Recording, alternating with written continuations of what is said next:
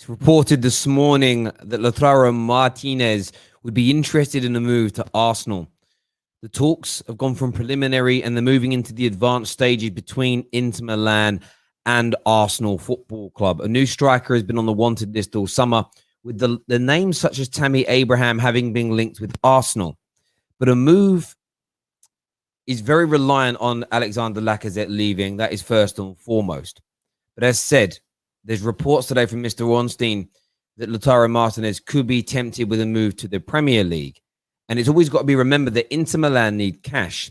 Inter Milan see selling Martinez as a way of them keeping Lukaku. Because regardless of their stance that they're okay financially, there is still the need to bring in money.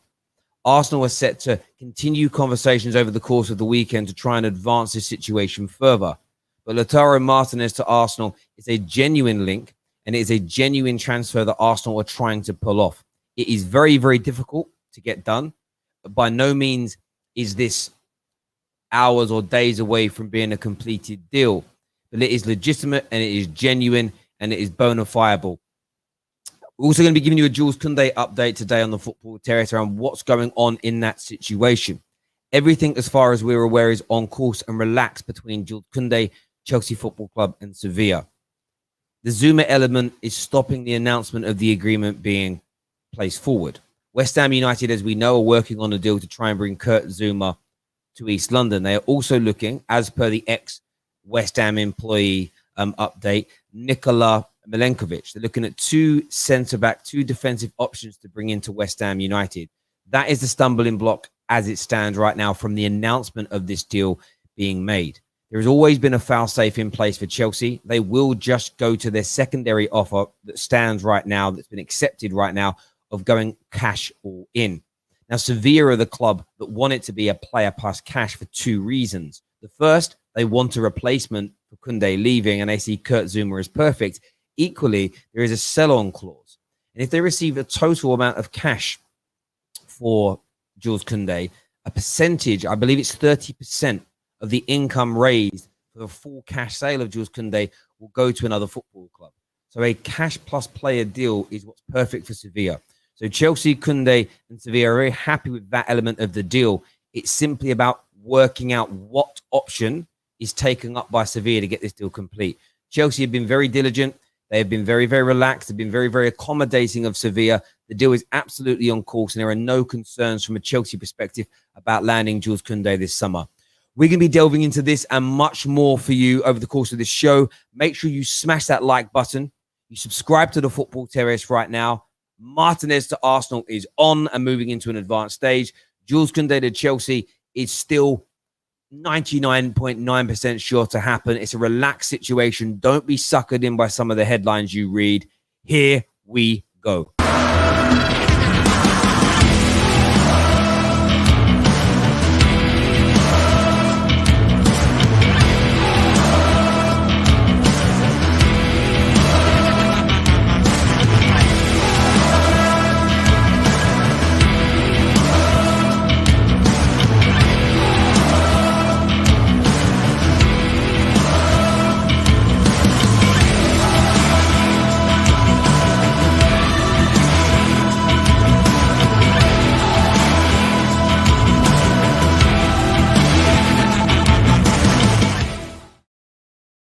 Welcome back to the Football Terrace. And David Ornstein, the brilliant David Ornstein, has sent social media into a frenzy this morning.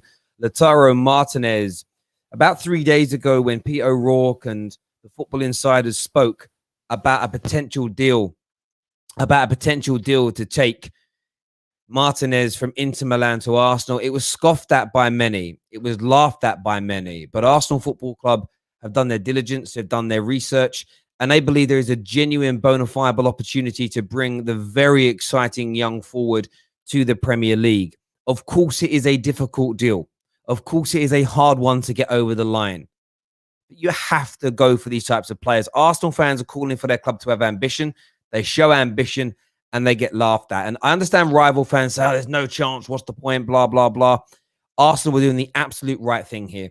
They've still got a potential deal for Tammy Abraham going on, but they're going after an absolute stellar piece of talent, an absolute stellar young top-class international to try and bring in. And what's really important to remember here, through all the nonsense that's being said, this is what The Athletic have reported this morning about this. This is in addition to what, of course, Pete O'Rourke said on our show 2 days ago about this being a serious piece of business that Arsenal are going to try and get done.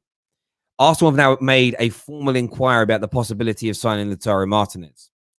There are indications that Lautaro would be a simple deal for Arsenal in terms of negotiating with his club. The Inter Milan element is not what the difficulty is convincing the player to come. Inter Milan just need to accept an offer on the table for it to be done. The financial issue is where the problem lies here. They're offering the potential of cash plus a player.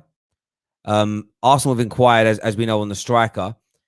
What Mr. Ornstein also went on to say is, but this is the most telling line here, and this will be an exciting one for Chelsea fans. He says, but Inter need cash and hope it helps them keep Chelsea target Lukaku.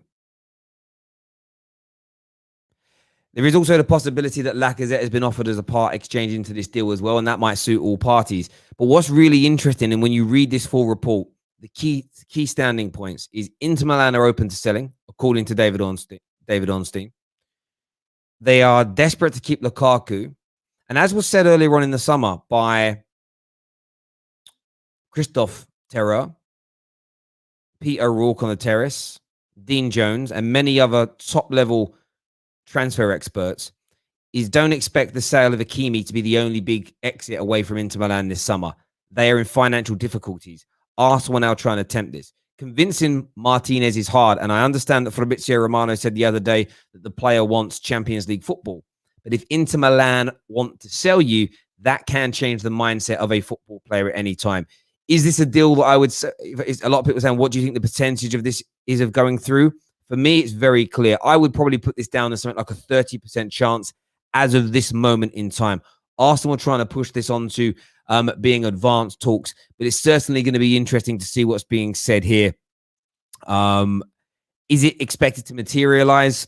Don't quite know at this moment in time, but Arsenal are working hard on getting this done. And if I was an Arsenal fan right now, I would be excited about this prospect. What The Athletic also goes on to say, and I want to give you these full updates here, and I'll read this passage. He says it is thought that Lautaro would be interested in a move to Arsenal if Inter want to sell him. An Arsenal move for him may be reliant on the departure of Alexander Lacazette. It is believed his name has been mentioned to Inter, but they are thought to only want cash. The fact they only want... And by the way, this should also be an encouraging sign for Chelsea fans. If they only want cash, that's because they need cash. They want to keep Lukaku. Of course they do. They want to. But if Martinez chooses not to leave and join Arsenal, it clearly shows that Chelsea have got an opportunity here on Lukaku. Interestingly, from an Arsenal point of view, you could take Chelsea's plan B striker option away by landing this signing. This could be a double-edged sword for Arsenal Football Club. Very, very interesting indeed. So for me, this is a very intriguing deal. A lot of people want to speak about Jules Kounde as well, and we can go through that. As I said in the build-up to the show, I am still 99.9% convinced and sure that this deal is going to happen and this deal is going to go through. I spoke to a few people privately about this in recent days, and a lot of what I've said has been reported in one way, shape, or form across the media. Everything on course and relaxed between Chelsea and Jules Kounde. There are no issues in relation to that at all. There are no concerns. There are no problems. There are no worries between those parties. As The Athletic and a number of other outlets have reported in the last few days, some have said that the deal was a lot further away from being done than others, and that's absolutely fair. Everyone will interpret information differently. But Chelsea are incessant here. Chelsea are willing to do whatever it takes to bring him into the club. This isn't a panic buy from Chelsea. This isn't a player that they've only just started to look at today. This is a transfer they've been monitoring for 2 years. They've been having genuine conversations since March about trying to bring the player in. Now, the reason that it's at a point where nothing's really changing or moving, and I understand why journalists will hold back from going too far in. Everybody's worried about getting their fingers burned. I'm really not in these cases. If it doesn't happen, it doesn't happen. I'll move on with my life.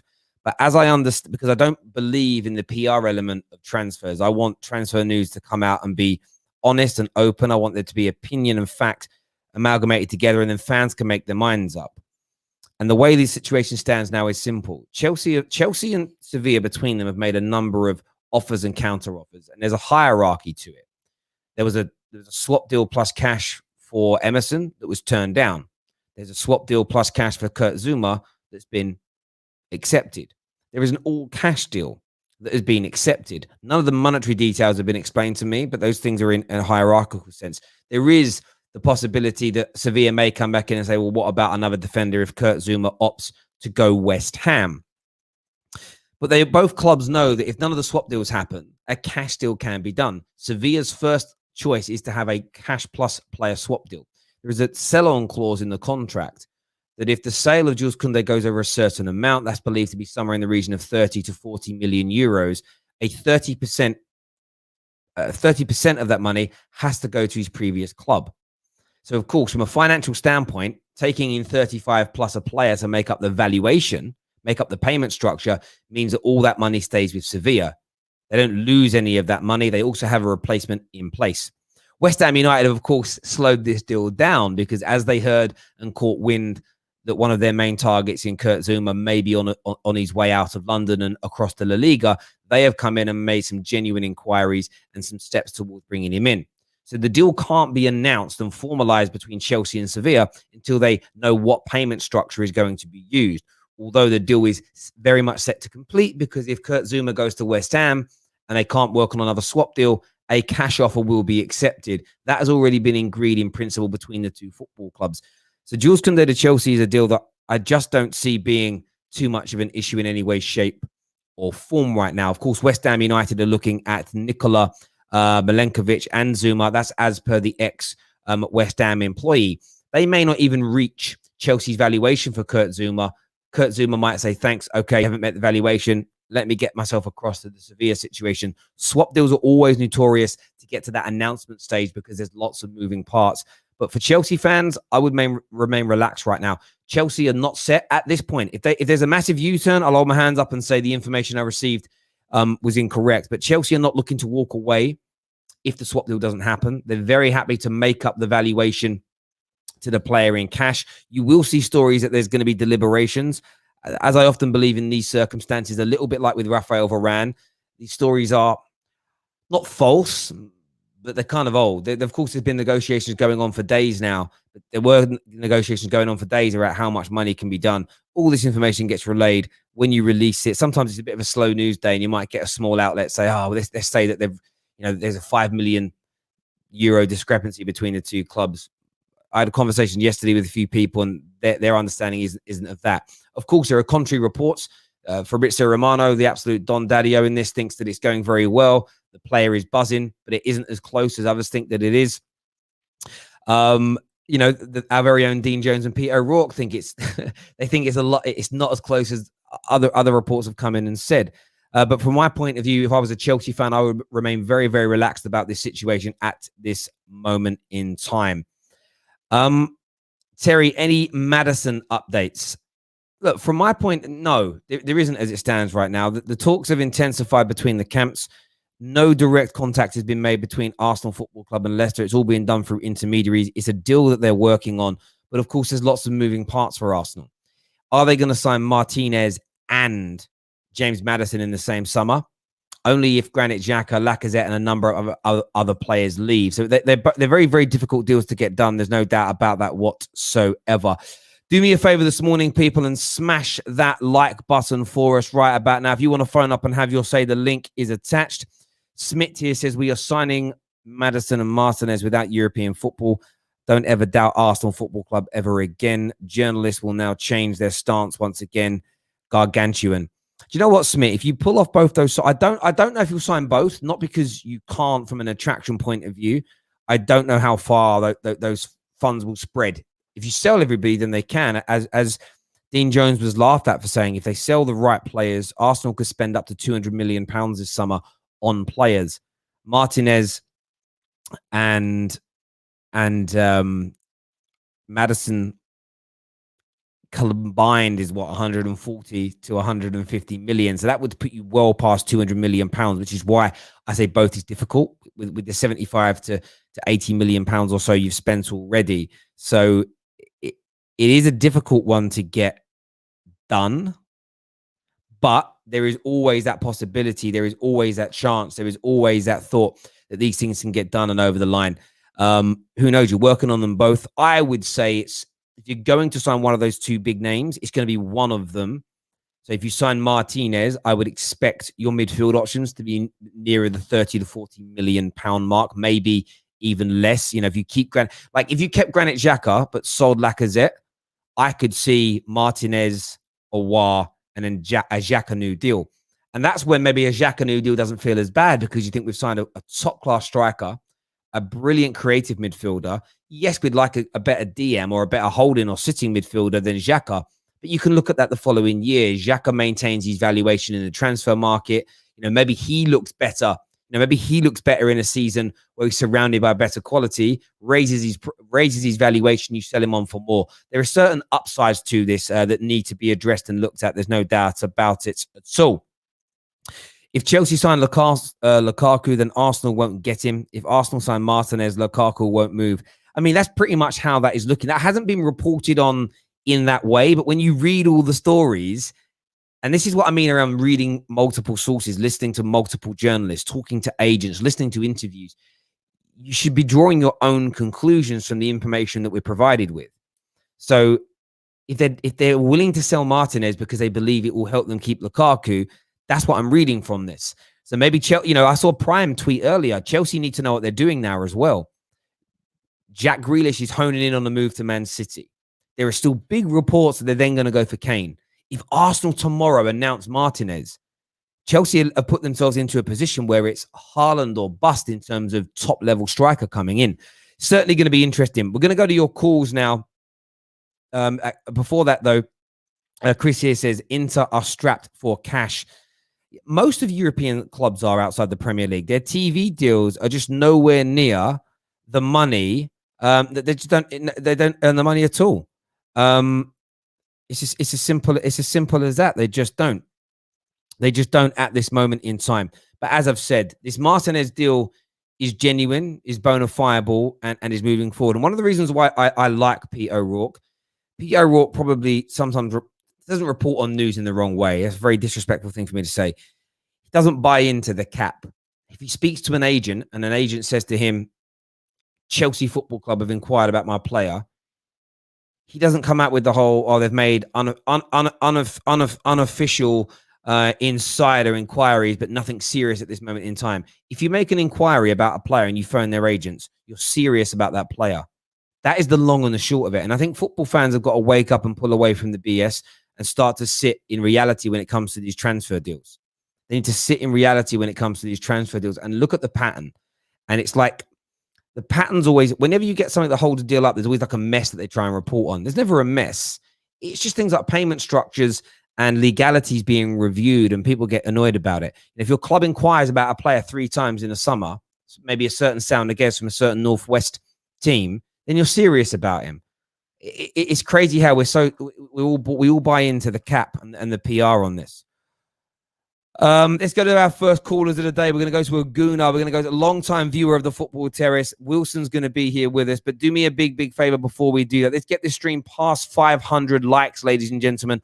Arsenal fans, Martinez, genuine, bona fiable option. Wilson's with me now. What you saying, mate? How are you doing, Terry? I'm doing well. I'm very good. What's your take on this news from Ornstein this morning that you could be signing Martinez? I have to say, Martinez will cost a lot of money. However, he's a quality player.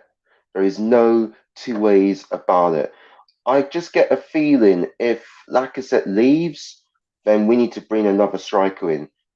Honestly, I would take Martinez over Abraham all day long. He's got more skills to his game. You know what I mean? He's a better player than Abraham. We need to be real.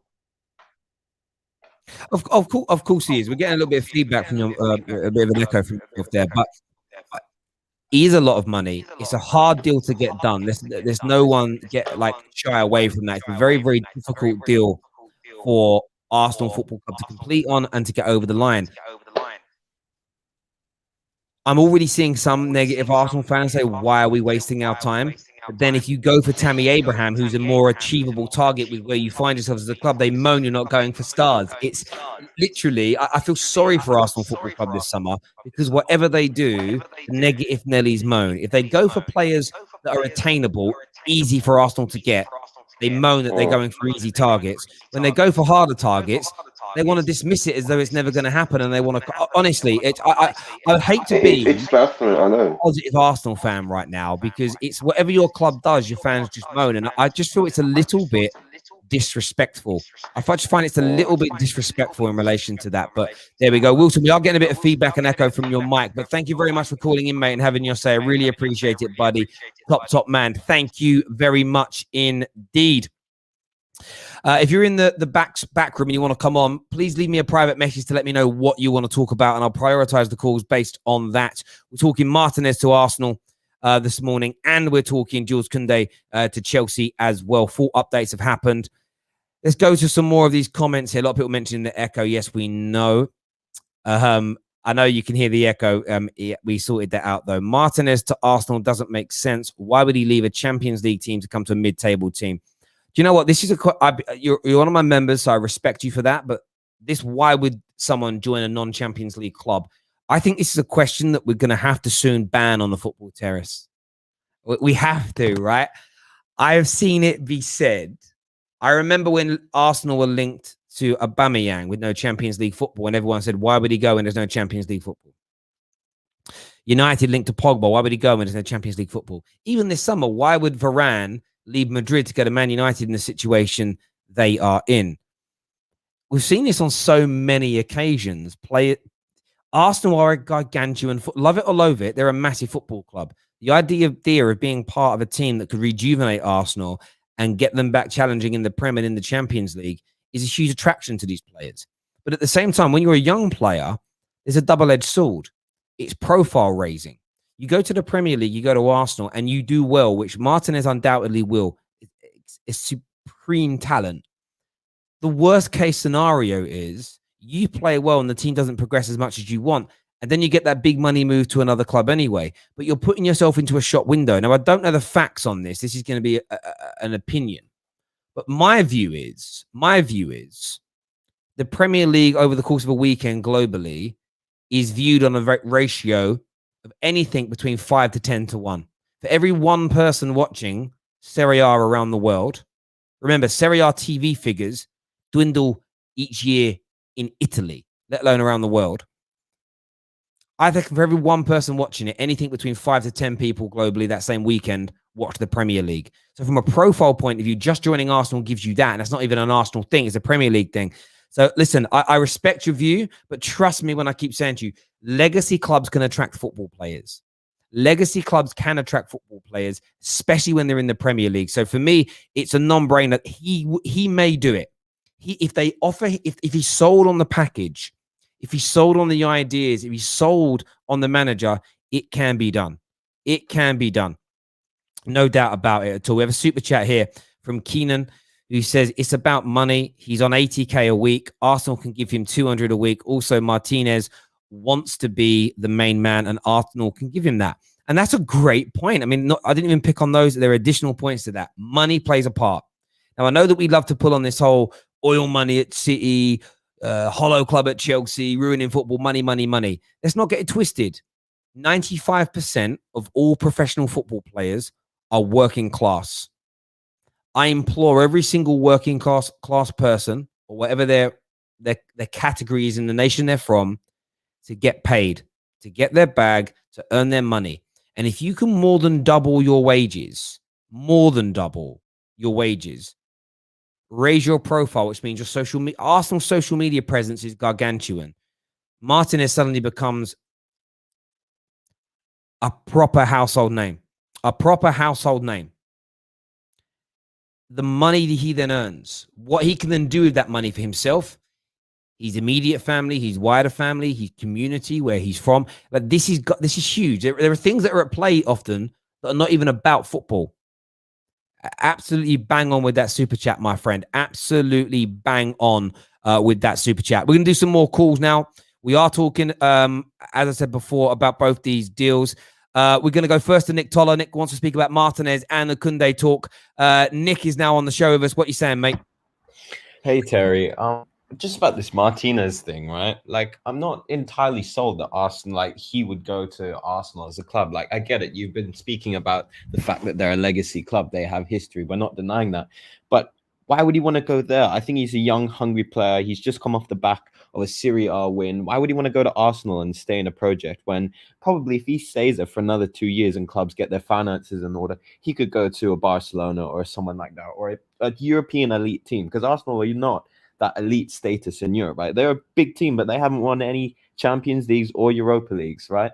So if I was in the situation of Martinez, I would personally just ride it out for a year or two into see what it is, and then once hopefully COVID is gone and club's finances are back in order, he could join like a Barcelona or stuff, because those were the links with him last year, right? Because he would join Barcelona, and I'm sorry, being linked with Arsenal is a step down from being linked with Barcelona.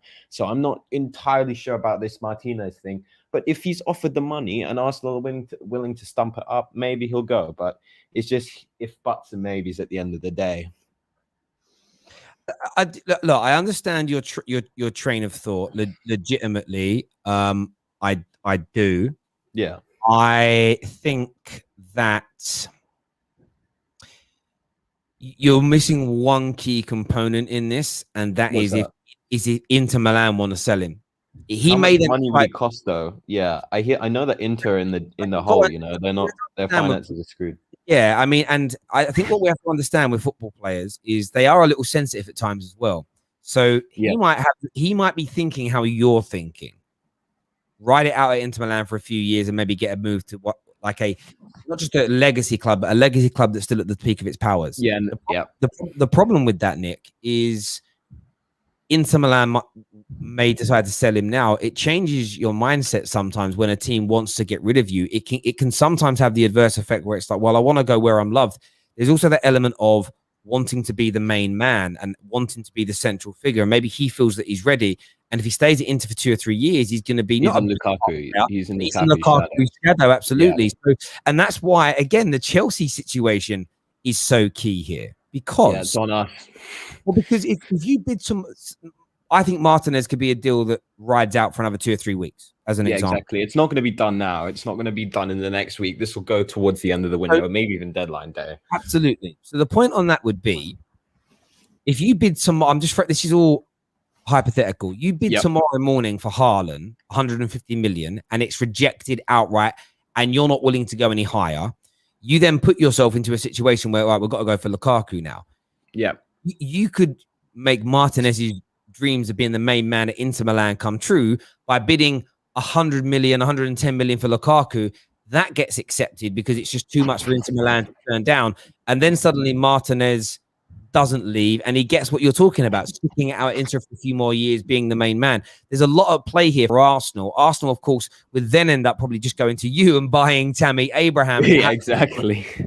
That's why these deals Tammy would be good for them. Because there are so many moving parts that can impact one another. But of course, if Arsenal were a Champions League team, I think they could get this done a lot quicker. But it's going to be very interesting. Aside from that, mate, what's your thoughts on the Kounde situation right now? I think it should be done hopefully by next week. Honestly, I think the personal terms are agreed, if I'm correct. Is that right? That is correct, yes. I think it's an exceptional deal, honestly, for a Zuma or a player plus 35 mil for this up-and-coming young French defender is great work. Considering Ben White, we know he's cost a lot more, 50 mil for Ben White, when you can get a player plus Kounde for 35.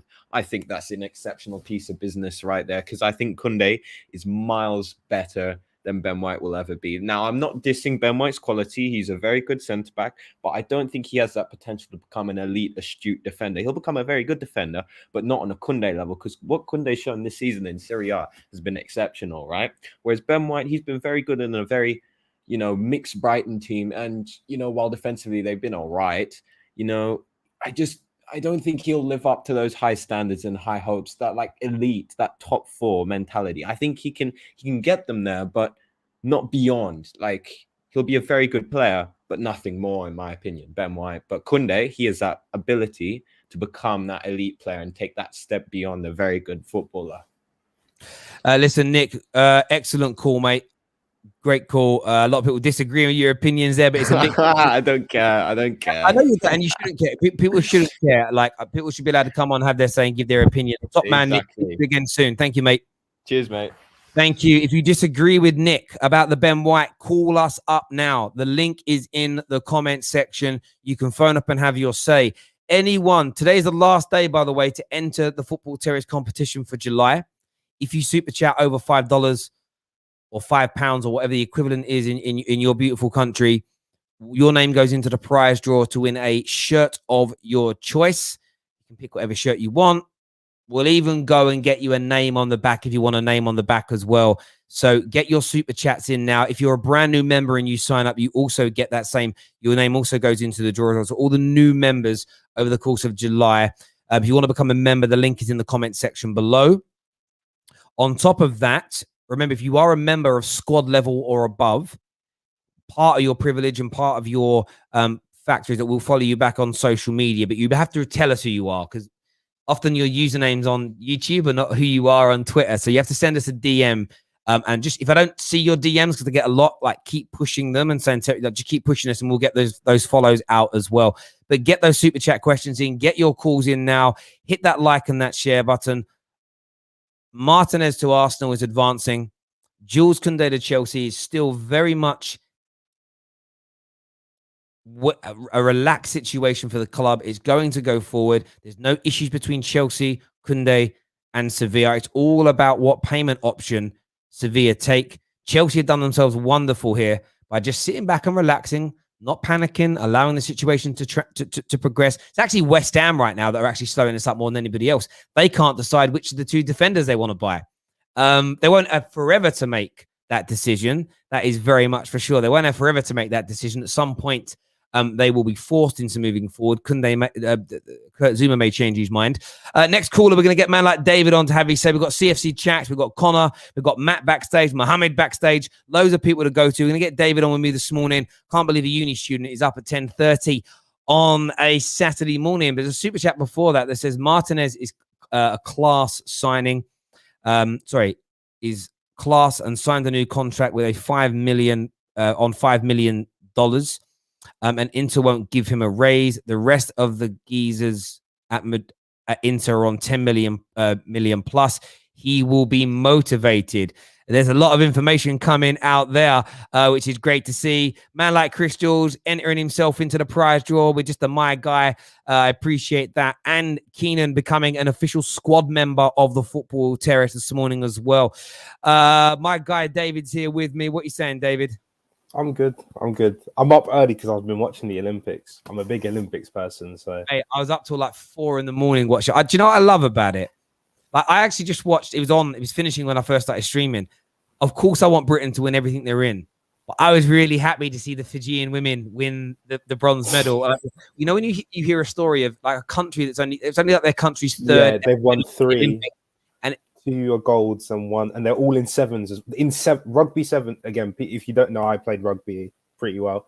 Rugby sevens, those Fijians, the way that they play their rugby, just like they're amazing at it. Beautiful to watch, but it's almost like when I see someone. There was I think a Tunisian guy that won a medal in the pool for Tunisia, and it was like unexpected. I just love seeing those are my best favorite moments. Like seeing the favorite win is great. Like when you watch, I know she didn't have a great tournament this year because of some mental health issues and everything. But like when someone like Simone Biles or Usain Bolt or Phelps back in the day won what they were meant to win, it's like we just seen a goat in action. But even more impressive is when you get like a Kelly Holmes situation where they're third, fourth favorite and they win a gold. That for me is the best part of the Olympics. Absolutely. What deal do you want to start off by talking about? Let's talk about the Martinez deal first of all. Let's talk about Martinez because you're obviously in the group chat, so you've had my updates on the Kounde thing for a few days, and it's interesting how that news gets staggered out, but pretty much marries up. I mean, if I am a guess merchant, I'm bloody good at guessing. Lautaro Martinez to Arsenal. What's your take on that, mate? I'm not sure. Is it the level that I would say that Arsenal should be aiming for 100%? It's just, can they complete this deal? That's my only thing with it. If they complete the deal, I'm not going to say anything bad about it at all. Same way you won't hear me say much bad about Ben White apart from the price. Like, I still think Ben White's a great player. Saying Lautaro Martinez is the level of player they should be looking at. Whether they can get it done though is the question, because you do kind of need to get Lacazette off the books if you are going to bring in Martinez, because you can't have. Well, effectively, they'd have 4 because they've got their young kid Balogun, who they all talk about. So they're going to have to get rid of somebody. Someone's going to have to, make way for him. So it's not like a simple we sign him and we're all good. They've got to do loads of moving parts before it's all done. Yeah, loads going on with it. What I think is this. I've said it already. I would give it about a 30% chance at this stage of going through. Let's see what the advanced conversations bring up. And the advanced conversations are generally where they get down to the bare crux of it, and it's a little bit more formal. If they're positive and the news comes out that, and Martinez says, I would like to join Arsenal if a bid's accepted, then I would suddenly move to sort of an 80% chance and say, wow, they could really get this done, because Inter Milan are definitely open to selling. They are strapped for cash. At the end of the day, that fact cannot be denied in this Lautaro Martinez deal. If Arsenal pull this off, though, I know you're a Chelsea fan, but if Arsenal were to pull this off, and we're here, we're fans here, we're here to talk about what could and could happen. Given their current state in the game, like, how would this be the signing of the summer, in your opinion? All things being equal? No. It wouldn't be the signing of the summer. Would it make them a top 6 contender? Well, not contender. Would I not a guarantee, but I'd definitely have them in the top 6. Right now, for me, they're teetering on that 7th to 6th place. Right, this signing can make them go up to 5th. I don't see them breaking into the top 4 like this fast, especially with Arteta in charge as well. So this is one of those signings that could just, bridge that gap, make them 5th, so they can go again next season. But yeah. Yeah, I mean, honestly, though, I would probably look at it as, I understand, like, Jack Grealish it's going to be gargantuan when that goes through. If you guys bring in Haaland, it's like, wow. But I feel like Chelsea are in a position to sign Haaland.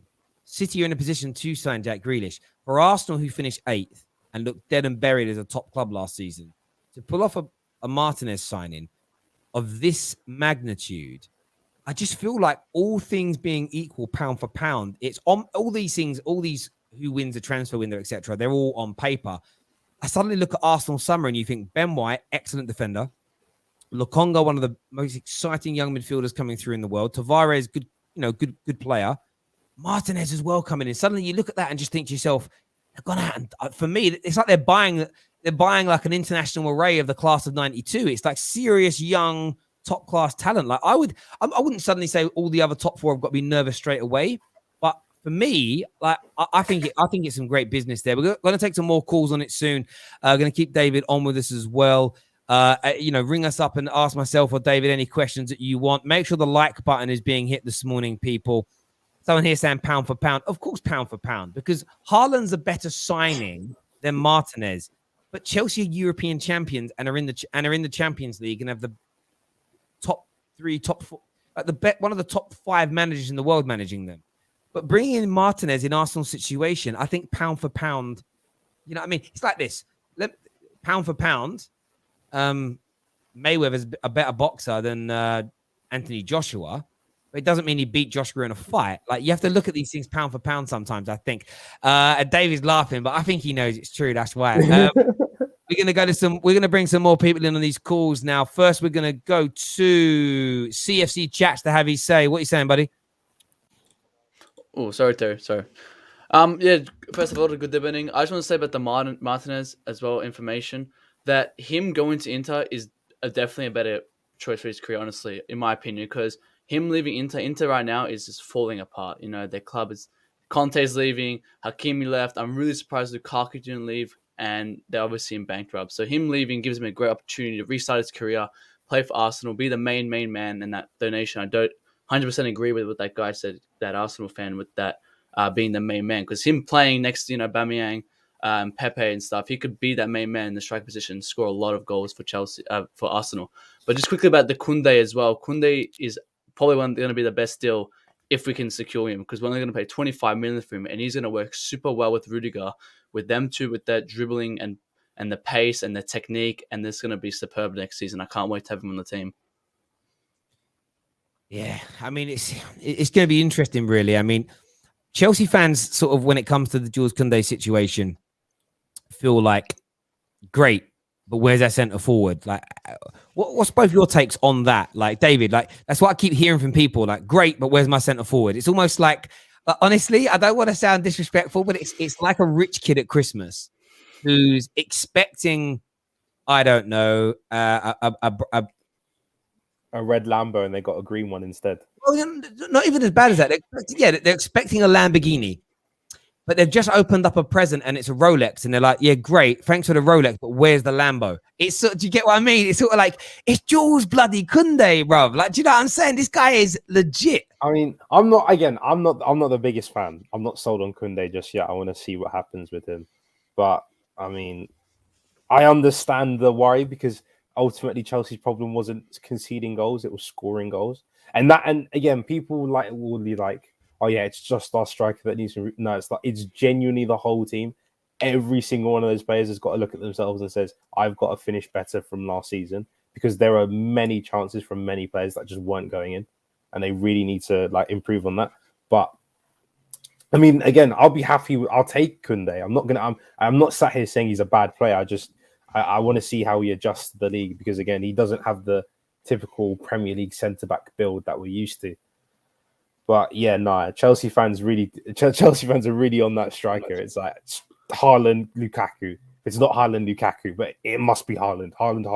So, Bruv, yeah. the scenes when you sign Danny Ings, bruv, is going to be amazing.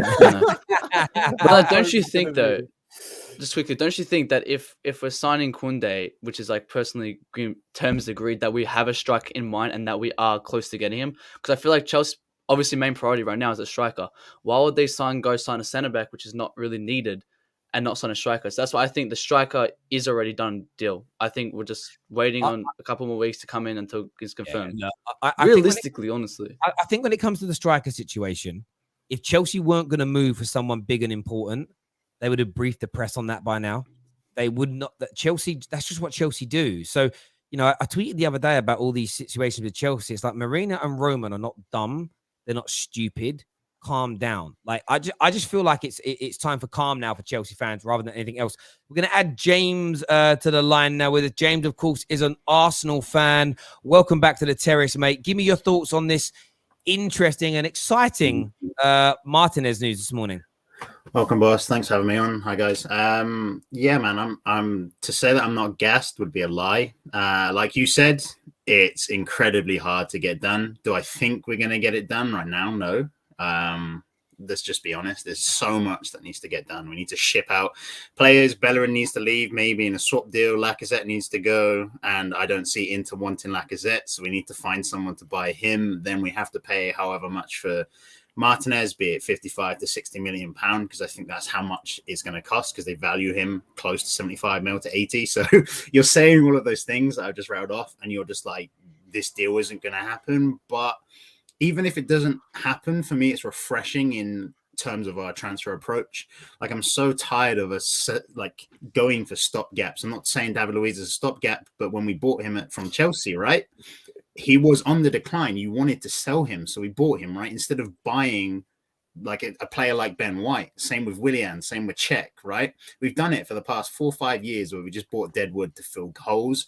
And now from what I'm seeing, we're buying young, talented players that are going to be at the club for either a substantial period of time, or they're going to retain their value and is going to push us forward as a club. We're not going to be challenging for top 4 within next season. That's just unfeasible with the amount of work that Chelsea are going to be doing. Liverpool already have a strong squad, what United have done, and then if City get Grealish and Kane, though that's top 4 rats. Like, we don't have a chance, right? So to progress into Europe and then next season go and spend more money and then eventually just develop the squad, I think it's a good move, because we have our young squad already. And if we can get Martinez, again, I'm going to mention Maddison. You're going to laugh at me for quoting him, but if we can manage to get Martinez and Maddison, again, very highly unlikely, but that completely transforms our attack. Then we have just a young squad throughout, and we can progress. And that's what I'm most excited about. I don't think it's something to, and I mean this with sort of respect. I don't necessarily think it's something that we should, like Arsenal fans should be laughed at for thinking is plausible about these Madison deals, etc. Because I don't buy into this notion that legacy clubs can't land top players. I've never believed it. It's one of the things where if Terry Fluid ruled the world and I controlled everything, it would be an instant ban for Twitter for asking that question. Like, what if Chelsea miss out in the Champions League next year, but you're linked with a star player? It's idiotic to think that they won't join. Players, there's so many reasons for players to join, and take away all the footballing reasons. Pay them the right money and they join. At the end of the day, it's one of them things. You know what I mean? It's I don't know. You get someone that's got a really good job at one of the most prestigious banks in the world, and then some new startup wants him. Oh, I ain't going to them. They're a startup. I will triple your wages. See you later. I'm off. I'm leaving. I'm gonna go. Like, that's the way the world works, man. CFC chats. Thank you very much, mate, for coming on and having your say. Really appreciate that. We're gonna recycle some people on here, get some more views and opinions. Top man. Oh, he actually exits himself. We've got Winter Surfer to come. Got Connor to come. Got Josh, who's an Arsenal fan, to come as well. Before that, we're gonna go to Matt. Matt is a Chelsea fan. What you saying, mate? How you doing, Terry? You okay? I'm very, very well. What's on your mind, my friend? I'm to be honest with you, I want to talk about the Martinez situation. First of all, I'm quite jealous that Arsenal are actually linked with him, because I actually said if we didn't get Haaland or we didn't get Lukaku, that was going to be the next target for Chelsea personally. So I mean, fair play to Arsenal that, you know, if they go for it. The only sticking point with me with the Arsenal and Martinez deal is, one, will they put the bid in? And two, do you think Arteta is got the caliber enough to attract a Martinez? Not the club, the manager. Because obviously the manager leads the team, and obviously he's got more of a chance of pushing them towards European football, cup honours and stuff like that. You know, so I can only see that being as a sticking point. But that's the only question I want to ask any Arsenal fan, or the Terrace, or yourself for that matter. I'll pass that over to James. James, what's your take on that, mate, as a Gooner? It's hard to say that Arteta has pull because he's unproven, right? He wasn't an amazing player, so you can't reflect on, oh, he's an amazing player, so I can be managed by someone of that caliber. I think more about his pull is the project itself. Like, that's what everyone has been saying is, yes, we're mudded, if you want to say that. We finished 8th 2 seasons and everyone likes to banter us, right? But we're still a giant club. And to be able to come to the institution that is Arsenal and be elevated your personal profile, let's be real, right? If Martinez comes to Arsenal and he does well, he's going to be put on a pedestal, unlike players that we've seen for maybe close to 20 years. So I think that is an attraction. But to answer your question, I can't really say Arteta has pull because he's unproven. But as a project itself, I think that's the pulling factor. And then obviously you have the monetary side of it. But yeah, for me, Arteta needs to prove himself a bit more before we can say, okay, Arteta has the pulling factor to attract the top players. I think that's fair. There's a comment here that says no chance of Arsenal in the top 4. They were second in the league behind City after December. Have the third best defense in the second half. No number 10. Such a stupid take. Odegaard. Do you think? Yeah, I mean, do you think that's a stupid take to not look at improvement? It is. Well, no, it's not even the fact of improvement, right? The season's not 4 or 5 months. The season doesn't start in December. It starts in September, right? Yes, we didn't have a 10 up until January, but Arsenal fans going, we were the second best team in the league over a 4-month period. No, we were the 8th best team over a season. Like, I don't understand this concept. It's delusional. And as I said, the better teams that we did get some points against the top 6, right? But unless we strengthen a lot, then top 4, as I said, is secured. There's like a 1% chance for me that we get top 4. And the fact that, as the super chat said, that we were the second best since December or whatever it is, it's not applicable because we didn't do it over the course of a full season. Yeah, look, I do hear you on that. I suppose there's the element of we improve. What I would take from it is, there was an improvement when certain players left, the inclusion more so of Emil Smith-Rowe, etc. It's the one caveat to that argument, and Arsenal have been guilty of this for many years. and Liverpool before Jurgen Klopp were guilty of this. Mhm. Back end of the season being brilliant, and then when you actually get into, when you get into the actual beginning of the season when the pressure was on, how many years running did Arsenal see this? And Chelsea boys will remember this because they'll have laughed at it. Arsenal season in February, March collapses, and then over the course of the back end of March through to the end of May, Arsenal looks scintillating. Everybody got excited. You'd start the season off, and now these stats will be wrong, but it felt like you'd lose 3 of your opening 5 games almost every season, and it was like back to square one. And that would be the one thing I'd say to that point of view. If we were great in the second half, it's can Mikel Arteta get Arsenal out the traps good? If you did start the first 10 games and you drew 2, lost 1, and won 7, then I think you're in the hunt for top 4 because you've got that early season hoodoo away. Because Chelsea and now Man City, and Chelsea actually did this. It's one of Man City thing. Chelsea reset the bar when it comes to early season starts. Before Jose, you could win Premier Leagues having slow starts because everybody used to. Chelsea raised that bar by being like a bull in a china shop, and it's progressed over the last 15 years or so. Where now, if you're not you can lose the game in your opening 7-8 matches. You can lose the league in your opening 7-8 matches, and surely that obviously is the case when it comes to top 4 because it's the same type of race. There's a points limit you need to get to. So certainly interested. To be fair with Arteta, he's had practically Yoda teach him. So he's not exactly come into this blind. He's had Pep Guardiola and he's had tutorage under Pep Guardiola. So, I mean, he's had a good teacher to manage and kind of tactically, get the best out of a team.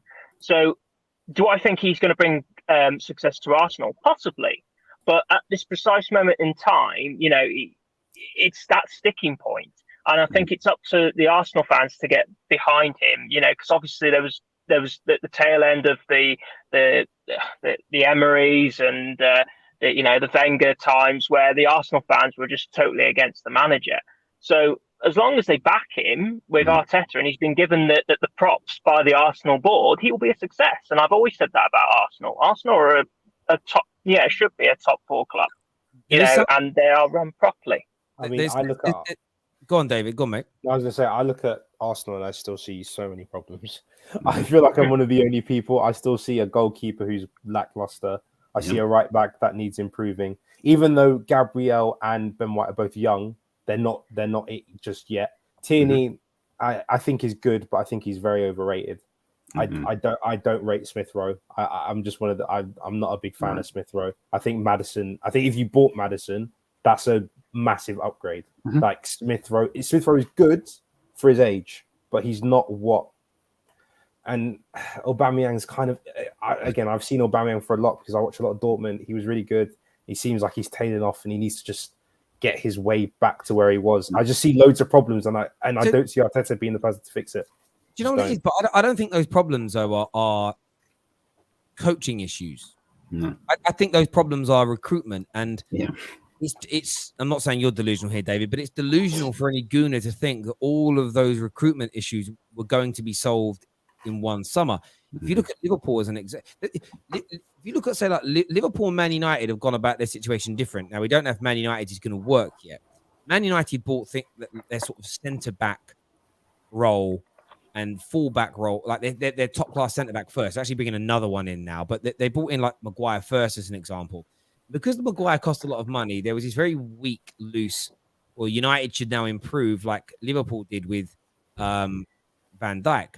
But Van Dijk was one of the final pieces in that jigsaw. The creative element and the attacking flair and the goals was already in place, and then they put that defensive stability in.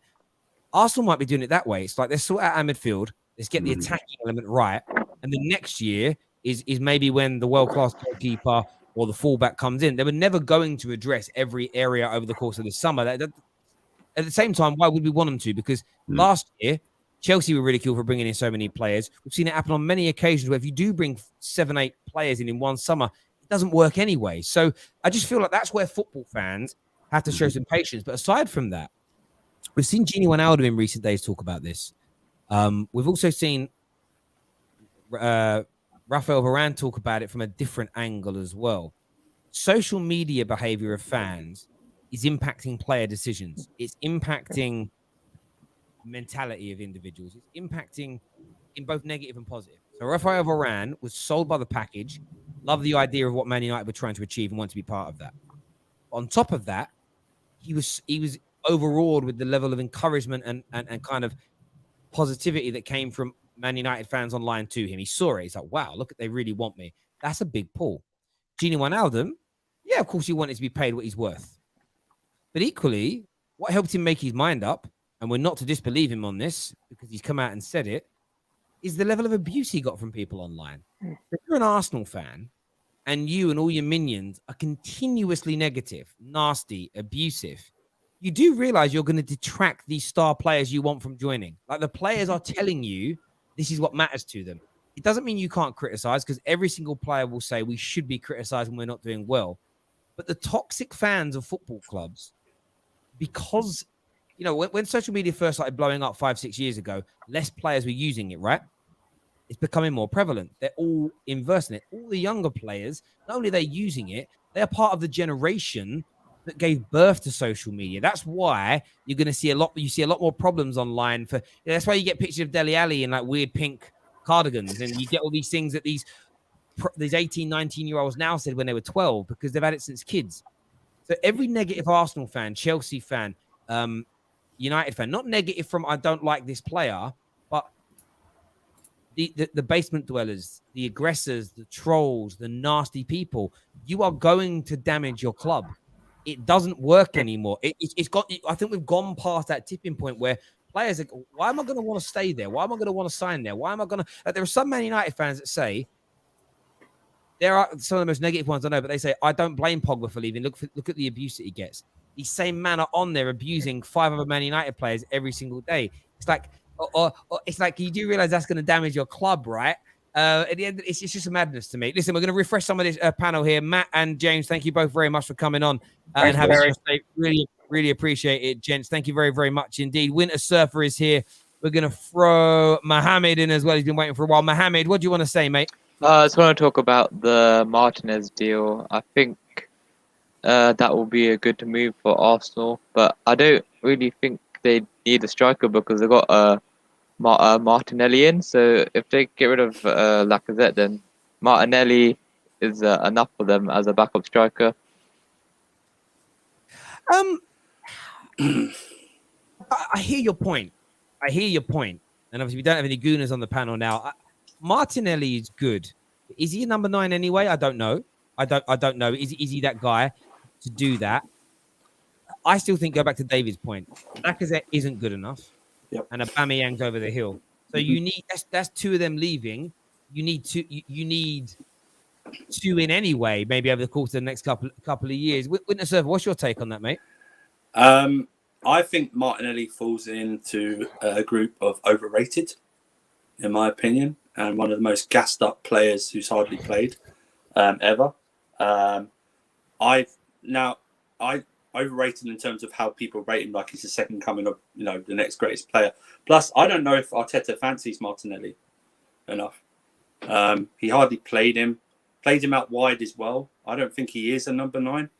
I just think, I don't know what Martinelli is because Arteta's not giving him a decent run to establish himself in this team, or whether he can replace Aubameyang or Lacazette. Martinez coming in, yeah, that would be a good one. But like someone said before, I don't know if Arteta's a good enough manager to get the best out of Martinez or this team. I just don't think he's good enough yet to do that. But Martinelli, I don't know what he is because he's not been given a run enough to establish himself. Gooners may disagree with. I mean, David, what's your take on Martinelli? Do you think he's good enough to like lead the line at Arsenal? No, not even close. Literally, the only thing he does is score Europa League group stage. Is scoring like Europa League group stages, and then he doesn't really do much afterwards. And then he scored the 1 goal against Kante where Kante fell over, and to this day, Arsenal fans will sit there and be like, "Oh my God, Chelsea are envious of Arsenal. He put Kante on his backside." And it's like, yeah, cool, whatever. But like, he's just not good enough. He's not good enough right now. You just like, again, This is just something that seems to be in football quite a lot. Everyone just thinks that their youth players are the best things to touch the pitch, and it's like if you actually want to be successful, you're gonna it's not gonna happen, because how many world-class teams or even teams that win trophies actually have 7 of their youth players playing in their team? There's none. There's none in the top leagues. Maybe one every couple of years. No one has it. But everyone David, seems to no think that top they're club the does it. exceptions. No top club does it. My point is that like there are exceptions to the rule. Again, people would go, oh yeah, look at Barcelona's team when they won it with Messi and Xavi and Iniesta, and it's like, yeah, but they're exceptions. They're not. You don't see those every day, and unless you are built like Dortmund, where it's like this is what we do, or Ajax, where it's like no matter what we do, it's all about the youth, which Arsenal are not. Your youth isn't going to be of that caliber either. So people just need to relax. But who would Arsenal fans rather want, Lacazette or Martinelli though? Like, who's better in your they'd opinion? want Martinelli. They don't want Lacazette. What I say about Martinelli is this: I think injuries are a bigger concern, but I do get Mohamed's point to the degree of he needs a run of games. But I do get the same. I know he's had injuries, but I get the same feeling. Martinelli for Arteta is a little bit like Cho for Tuchel and Lampard. I don't buy that because you know, like the expression. I think it's Shakespeare that wrote this line, but you know, one doth protest too much, methinks. When I see like Tuchel or Arteta, arm on the shoulder, having a conversation with the player, the exaggeration from both fan bases towards it, like, oh my god, look at that, is the future there. That's fucking father and son time. That's as soon as I see that, I'm like, you don't believe it. You're trying to, you know, like parents that they smell the cigarettes on their kids' breath, but my son don't smoke. It's like that you're deluding yourselves. Like there was a photo, Terry. There was a photo last week of when Ruben Loftus-Cheek came into training, and Tuchel was hugging him, but he was hugging all the players. But there were some people that going, yeah, that means Ruben Loftus-Cheek is definitely going to stay. He's going to be in our squad. Do you remember during the summer when Arsenal fans and Grealish was hugging Saka? Some of them. Yeah. That means Grealish is coming. A lot of Man United fans rate James Garner. Now I think he's a very talented footballer. I have to stay true to my integrity. I believe when players start going on 2, 3, 4 loans, they don't make it. Now, someone said to me yesterday, but Jesse Lingard went on a number of loans. Yeah, and I know he's had a lot of games for us. He was never good enough to start the volume of games that he did for Man United. He was a squad player at best. And I look at James Garner and I think, what's he now? 20. He might be younger than I think he is, but I want to say James Garner is 21. I'm gonna find out here now. Let me find out how old he is. He's born in 2000. He's born in 2001. So it's actually a little bit younger. He's 20. He's 20. He's turning 21 this season. This would be his third loan, but 2 years running. If by next year he's being touted as starting in our games, he's never making it, in my opinion, as a Manchester United player. And there's all these examples of that. Do you remember when Francis Coquelin was out on loan? I want to say it was at Charlton, and he came back to Arsenal, and he did have a really good 3 months. It was like, whoa, look at him. But it's just, I'm not having a go at any one particular club here. We all of us do it about our young players. You know, there's this. I remember when Tahi Chong was playing, and everyone's like, "Oh, he's good enough." I'm like, I watched him in 5 games, and there wasn't a single thing he did that made me go, "Ooh." Now, when Greenwood plays, he doesn't always do the right things because he's young and learning. But you see that in every game he plays, you see those moments of brilliance. You see it in him. As an example, Mason Mount was that. Reece James. There's a difference between Reece James and most other young players in European football. You see brilliance on such a consistent basis. But Mohamed, listen, bro, thank you for coming on and having your say. Great being made there. Thank you.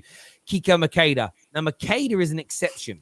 What Kiko Makeda did was score an amazing goal in his first game and a bit of a lucky one in his second. But then if you went to like the third and the fourth, the fifth game and beyond, my point was still proving. You were watching it going, fuck did he do today? There was nothing being shown from him. There wasn't even those moments where you're like Kai Havertz all season You saw in games, even when he wasn't at his best, it was like, oh, look, there's that touch and that thing, that movement, what he did there. You can see the brilliance. Connor is with us now. Connor, what you saying, mate? I'm just wanting to speak on the Lautaro Martinez situation. Well, Arsenal's transfer business as a whole, actually. I don't understand the link to turn your TV. Sorry, mate. Can you do me a favor and turn your TV down the background for us? Cheers, mate. Thank you. Perfect. Yeah, go on, mate. Martinez seems like a very ambitious move at the moment for Arsenal. You're on the back of 2 8th-place finishes. Aubameyang's going down the hill. I think they need to look at in-house rather than like flush out one of the strikers they've already got first before starting to look at someone who's not likely to move. And I do. 30 million is ridiculous. Do you know what I think it is with Arsenal when it comes? I do get your point that it's ambitious. I think when you look at the majority of Arsenal's targets, I can't think of very many that are established over the age of 25, 26. They're all quite young and they want to be developed and everything else. Maybe there is this train of thought with Arteta of kind of makes sense to me, but there's almost this element of like, I'll make sure I say it in the right way. Maybe 28-year-old superstars won't listen to Arteta in the same way a 21-year-old up-and-coming player will. Do you get where I'm coming from? I almost think there may be that element in this where he's better with younger players and he is more established. Yeah, I think they're going. You can sort of see with the players they're signing. I mean, Nuno Tavares for a start I think he's only played like 20-something games for Benfica since the first signing, and then Ben White is not the finished article yet. He only just got into Euros team. I don't know how he got into Euros team, but that's another thing for another day. And then you look at the other names that have been linked. We're really struggling to hear you. I'm not too sure. Are you using earbuds? Yeah. I think he is. Yeah, we can't really hear you. It's really low. Can you hear me now? No. Oh, right. Okay. I don't know. I'm not too sure. It's kind of like 1 minute. Yeah, I would disconnect your earbuds and just talk normally. Earbuds and StreamYard, they're not friends. They're terrible friends. Does that work? Yeah. There we go. Can you hear me now? Perfect. Yeah, I think you can hear. I can't think of any target that I've seen linked with Arsenal that's been above the age of 26. Every name is under 23, 20. They all sit, besides Martinez, they all seem to be Premier League proven as well. Well, whether you class Ramsdale as Premier League proven is another matter. He's been relegated. He's been relegated twice. Twice. He's played 2 Arsenal need to look at. And Leno's relegation. not the best. Oh, but yeah, let's sell Emi Martinez. That's a good idea. Come on, leave Shamsdale alone, man. Leave Shamsdale alone. Come on. It's certainly going to be an interesting one for me with Arsenal, and I don't know. I sort of feel like I know there's a lot to like point fun at. I know there's a lot to laugh at when it comes to Arsenal. But I've said all summer, I stand by. I don't think their business is as bad as people, especially their own fans, are making out. And I think they're going to shock a few people, no doubt, this summer.